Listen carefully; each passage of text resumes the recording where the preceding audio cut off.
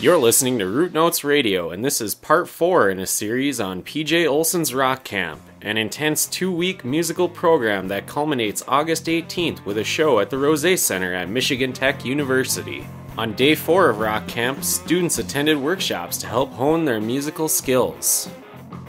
You know, what we'll need to do is just refine some things. The section where you guys have the harmony, and you know, it's just you guys. If you want to add a vocal part in there, we can do it. Or at least I have a couple ideas of what. I think it would be a good add. Yeah. You know what I'm thinking? Like on the recording there's like a chord pad underneath, right? You know, it's just got like 2 different piano chords or whatever. Is that we could actually sing with that part, just the background, just doing like a ooh or you know, a sound, and wow, that would be really impressive. Bass is not hard to play on a keyboard; it's harder to play on a bass, I think. You know what I mean? Yeah, but you know, not needing to play the bass on a keyboard, you know, when we got a bass player here, it really freaked me out. Because I didn't have to keep thinking, you know, I always constantly had to think about my left hand. I could just forget about it. Do you have to deal with tunings at all? Drop tunings, or? I mean, like, I know you have to tune, if you're playing guitar, you have to tune your guitar, but where the whole band is playing down a half step, or down a whole step, are you doing that at all? Yeah. Yeah. How do you do that on the grand piano? We just took the chords and like transposed the chords, right? Yeah. So you rewrote the chart basically in the new key. Obviously, electronically, you just hit a button down and up. So that is one way to make our lungs have more capacity. The next thing we need to worry about in singing, and this is all physical stuff right now, is our mask. And the way we do that is for right now, and I know that a lot of voice teachers go for the tones, but we're not messing with the tones. These are physical exercises to help you maintain your voice. Okay? Because right now, if I were to try to teach all of you how to sing, it'd be very difficult. It's a real kind of personal thing to learn how to sing, because each of you have your own range. Each of you have your own voice.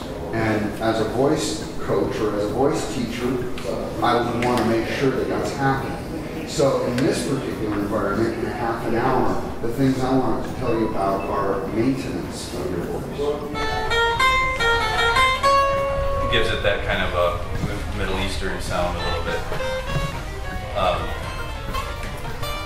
Is it just a whole step up? A half step from the... So it would actually be...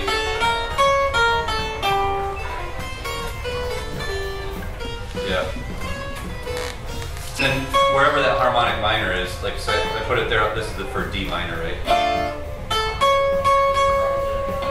Go down an octave.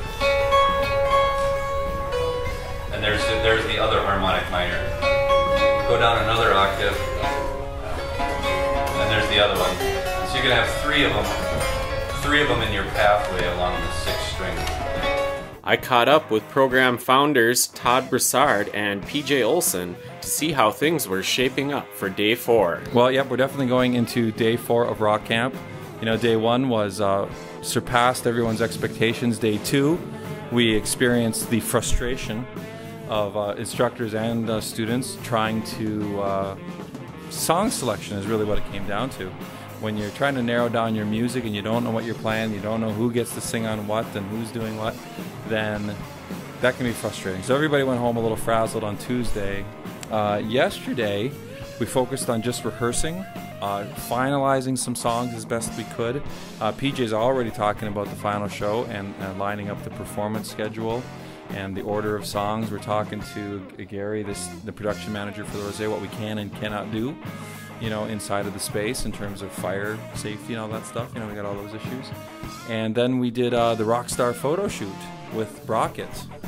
And I think that the kids were kind of dazed and confused through that whole thing because we made them perform instead of just pose. We thought it was an opportunity to try to do a little bit of both.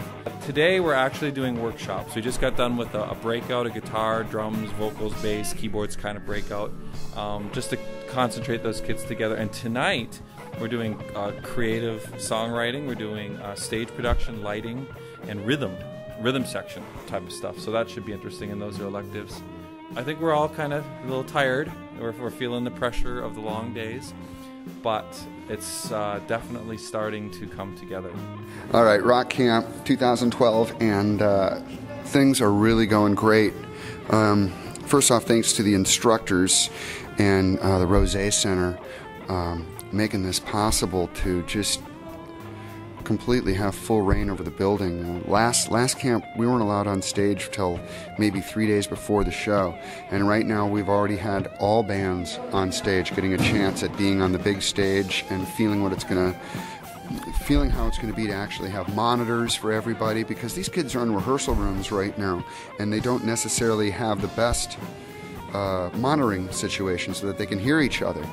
And the combination of the instructors, the Rosé Center, but more importantly the hard work that these kids are putting in is really making this show come to right now. And Todd and I are already starting to work on the actual formulation of songs. That concludes today's look at PJ Olsson's Rock Camp. Tune in to Root Notes Radio tomorrow at 11 a.m. for the next part in our series. And don't forget to mark your calendars for the final show at the Rosé Center at Michigan Tech on August 18th.